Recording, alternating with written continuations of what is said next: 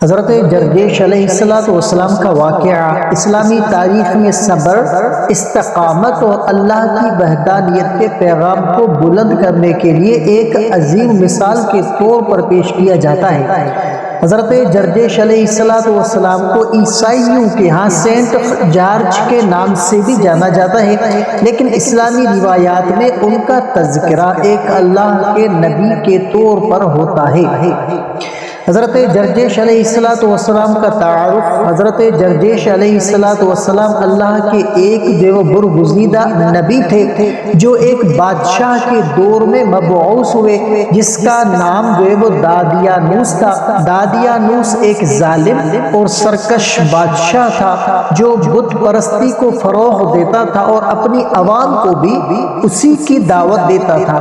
وہ ہر اس شخص کو اذیت دیتا تھا جو اللہ کی وحدانیت کی بات کرتا ہو اور اس کی عبادت سے روکتا تھا۔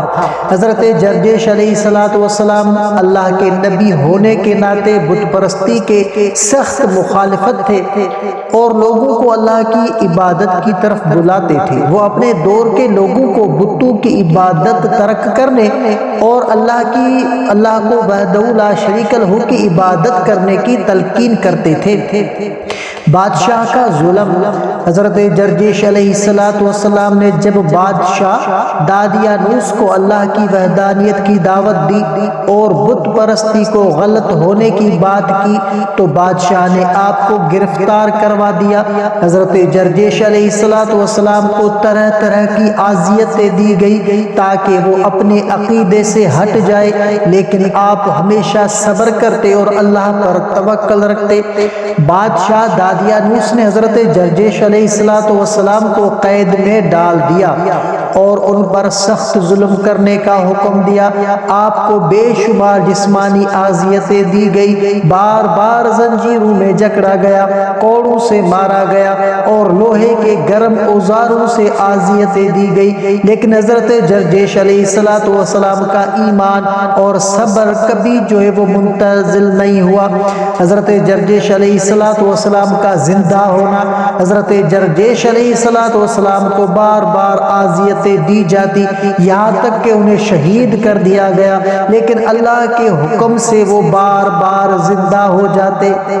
اللہ تعالیٰ نے انہیں صبر کی عظیم مثال بنا کر بار بار زندہ کیا تاکہ وہ لوگوں کو صبر، استقامت اور اللہ پر ایمان کی تعلیم دیتے رہے۔ دادیانوس حیران تھا کہ کیسے حضرت جرجیش علیہ السلام کو بار بار قتل کیا جاتا ہے مگر وہ پھر زندہ ہو جاتے ہیں۔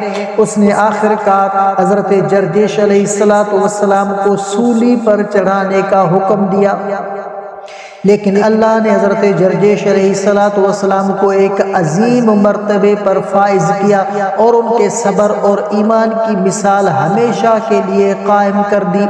لوگوں پر اثر۔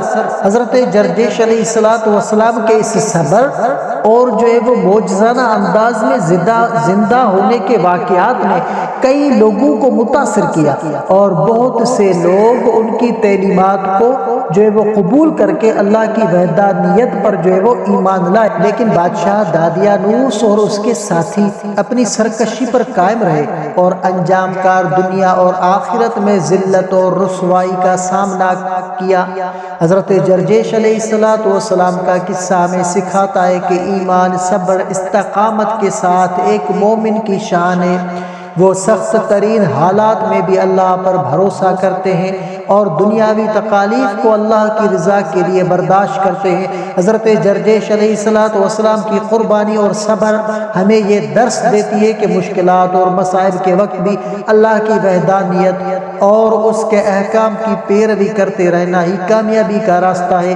حضرت جرجیش علیہ السلام کا یہ قصہ ایمان والوں کے لیے ایک عظیم درس ہے اور وہ اللہ کے راستے میں کبھی ہمت نہیں ہارے اور ہر حال میں اللہ کی رضا پر وہ قائم رہے۔